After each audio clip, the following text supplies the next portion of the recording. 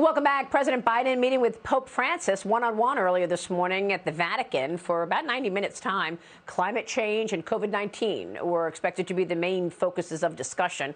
The meeting comes after Catholic criticism of Biden's pro-abortion stance. President Biden starts his European trip with no spending deal as progressives hold his agenda hostage.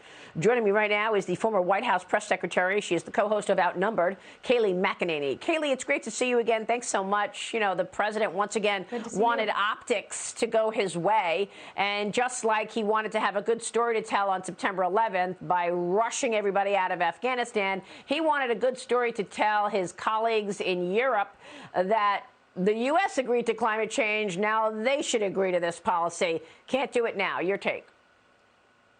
No, exactly right. You know, I argue that yesterday was the second worst day of Biden's presidency, the first being Afghanistan.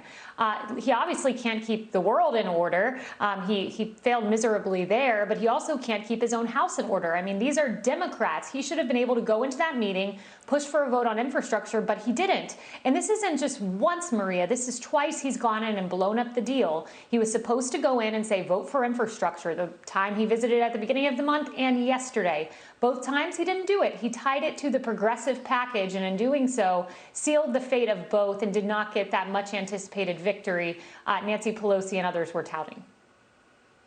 So what's your take? I mean, is there a good chance that nothing gets done at this point? I mean, obviously the progressives are holding the infrastructure plan hostage because they won't vote on it unless they get what they want in the reconciliation piece. I think they end up getting something. One thing that Democrats are pretty good at is sticking together, though it's been kind of rocky and getting to the final endpoint. It'll be a much more watered down version of the bill, but I do think that we get there. Jayapal and others have signaled that, you know, this is kind of looking okay now that they have the legislative text, so almost a tacit endorsement on their part. Unfortunately, I think this is horrible for the country, this government monstrosity bill. It will be watered down, thankfully. Instead of that $3.5 trillion, it will be closer to 1.5, which really, we all know these social programs aren't going away. It'll be closer to $4 trillion in reality. But I do think they get there, unfortunately, because it's not good for the country and it's not popular in polling either. Yeah, I'm glad you mentioned that because I want to bring James Freeman in. James, the op-ed, the top op-ed in the Journal this morning, a jerry-rigged budget framework by the editorial board goes through all the real costs of these programs and what the Democrats are saying that they cost. I mean, at this point, I think people would just like some honesty. For example, stop saying that it costs nothing when it actually costs multi-trillions, you know, and stop calling it a human infrastructure plan when it's anything but. It's a social spending plan that focuses on climate. Your thoughts, James? Jump in here. Yeah, stopping the accounting falsehoods would be a nice start. It gets back to this. You mentioned the optics. They keep coming up with these sort of phony deadlines, phony accounting, phony reasons why we supposedly need this counterproductive, at best unnecessary plan. But Kayleigh, this idea, this Pelosi-Biden argument that in order to competently conduct foreign policy, he needs Congress to approve trillions of dollars of new domestic entitlement spending. It's just beyond weird. But doesn't it tell us they still don't have a real argument for this thing?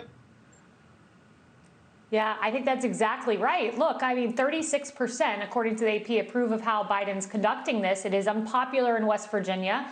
It's unpopular by a plurality out in Arizona, the two states Manchin and Sinema hail from. But you're exactly right, James.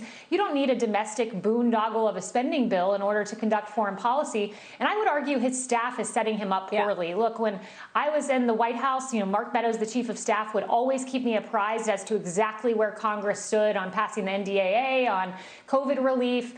He was a creature of the Hill and was very good at making sure both the president and myself as a spokesperson knew where we were standing. But his staff, to set him up with this framework without legislative text that he releases with no consensus or support, they really served him poorly, in addition to the president serving himself poorly. So, Kayleigh, real quick before you go, how important is this Virginia race?